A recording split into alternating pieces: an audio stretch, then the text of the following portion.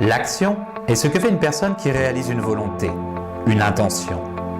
Et pour agir, nous devons nous libérer des pensées négatives, écouter nos rêves et surtout accepter de nous poser, chacun d'entre nous, en individu responsable de sa propre destinée.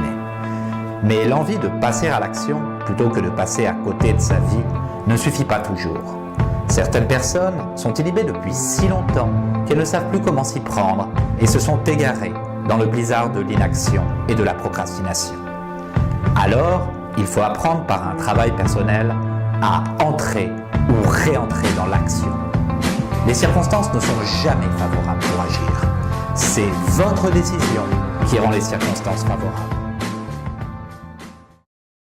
Alors bonjour à toutes et à tous, j'espère que vous êtes au top de votre forme aujourd'hui car nous allons parler du passage à l'action et je veux ressentir d'ici votre dynamisme même par écran et kilomètres interposés. Et j'espère aussi que vous n'êtes pas de ceux qui, comme la plupart des gens, se trouvent tout le temps d'excellentes excuses pour ne pas commencer à agir et reporter à demain ce qu'ils savent devoir faire aujourd'hui. Et vu que demain se situera toujours demain, ils stagnent, n'avancent pas et finissent par être frustrés. Première excuse que j'entends souvent. Oui, mais je n'ai pas assez de temps à consacrer à mon projet. Faites-moi plaisir en faisant ce petit exercice très simple. Observez, chronométrez et notez tout le temps que vous utilisez à des fins non productives dans vos journées. À traîner sur Facebook ou encore à errer sur Internet sans trop savoir ce que vous y cherchez. Le temps est précieux. Ne le gaspillez pas. Demandez à ceux qui ont fait de leur rêve une réalité, quelle est selon eux la plus grande richesse? Eh bien, je suis certain qu'à l'exception de la santé, tous vous répondront le temps, car ils savent qu'avec du temps, ils peuvent refaire tout ce qu'ils ont déjà réalisé, et même en mieux, car ils ont acquis, avec le temps justement, la technique et l'expérience nécessaires. Alors, optimisez votre temps en supprimant certaines distractions. Pas toutes, je ne vous dis pas de ne plus aller dîner avec votre conjoint ou de ne plus sortir boire un verre avec vos amis de temps en temps. Mais éliminez les temps passés à glander devant Facebook, YouTube, les séries, la télé ou encore à trop rêvasser. Apprenez également à devenir multitâche sur ce qui ne demande que peu de concentration. Regroupez certaines actions, comme par exemple faire du sport ou même la cuisine, tout en écoutant des audios ou en regardant des vidéos en même temps sur le thème de votre projet.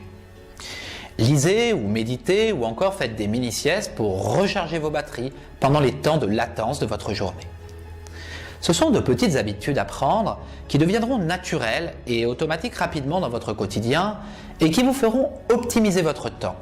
Car bien gérer celui-ci, c'est aussi en avoir plus de disponible à consacrer à ce qu'on aime. Autre excuse qui me revient souvent de la part de mes clients. Oui, mais je ne sais pas par où commencer. Prenez le temps de vous organiser. L'organisation est la base et une des clés de la réussite. Cela ne veut pas dire qu'il faille absolument tout planifier dans les moindres détails, sans laisser de place à l'imagination et à la créativité. Mais comme pour bâtir une maison, il faut un plan de construction et avoir sous les yeux ce qu'on doit faire facilite sa réalisation future. On ne perd plus de temps à se dire « bon, qu'est-ce que je dois faire maintenant ?» Typiquement le genre de question qui vous éloigne de l'action et vous replonge dans la pensée et l'inaction. Préparez votre plan d'action. Notez votre objectif global, puis inscrivez toutes les étapes et sous-étapes nécessaires à sa réalisation. Écrivez tout ce qui vous vient en tête, les personnes ou structures à contacter, les démarches à entreprendre, les éléments matériels dont vous aurez besoin. Budgétez également et voyez si financièrement c'est OK ou, dans le cas contraire, cherchez des moyens pour que cela le devienne. Pensez votre stratégie. Visualisez-vous avoir déjà atteint votre objectif. Comment avez-vous fait? Par quelles étapes êtes-vous passé? Cherchez également comment d'autres ont réussi avant vous dans des projets similaires et inspirez-vous-en. Planifiez un échéancier.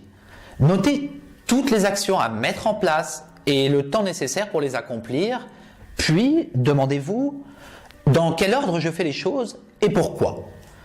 Est-ce logique?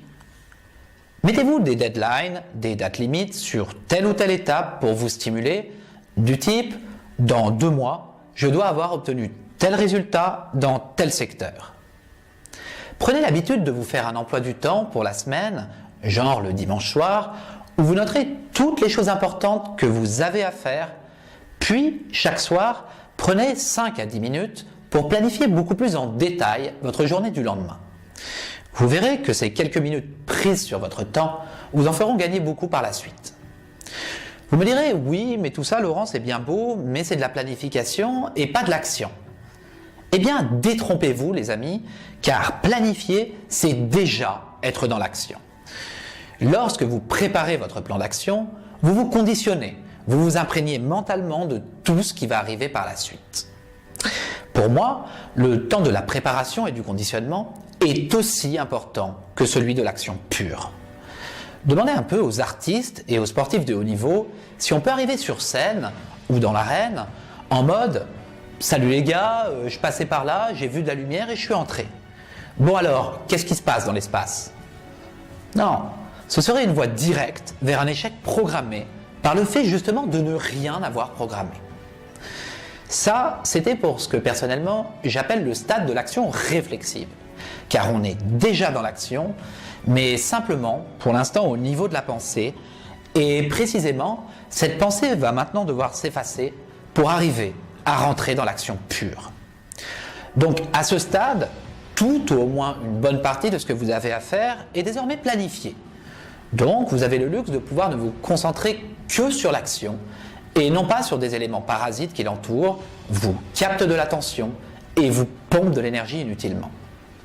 Par exemple, votre agenda vous dit que vous devez aller faire 1 heure de sport. Vos affaires sont déjà prêtes. Eh bien, ne réfléchissez pas. Coupez votre esprit et cette petite voix dans votre tête qui va faire son apparition et tout faire pour vous convaincre que c'est trop difficile, trop fatigant, que vous seriez bien mieux sur votre canapé, devant votre télé ou votre PC. Pensez uniquement à comment va se dérouler votre séance, visualisez-la et allez, c'est parti. Et ça, c'est valable pour toutes les actions que vous avez prévues. Ne vous laissez pas le temps de penser, agissez, c'est tout. Et faites de cette manière de fonctionner une habitude pour que ça devienne automatique au fil du temps. L'action engendre l'action, tout comme l'inaction engendre l'inaction. Voilà pour ce qui est du passage à l'action. Je vous dis à très vite pour une nouvelle vidéo dans le cadre de mon programme Lifestyle Evolution. Développez votre potentiel pour construire ensemble le monde de demain.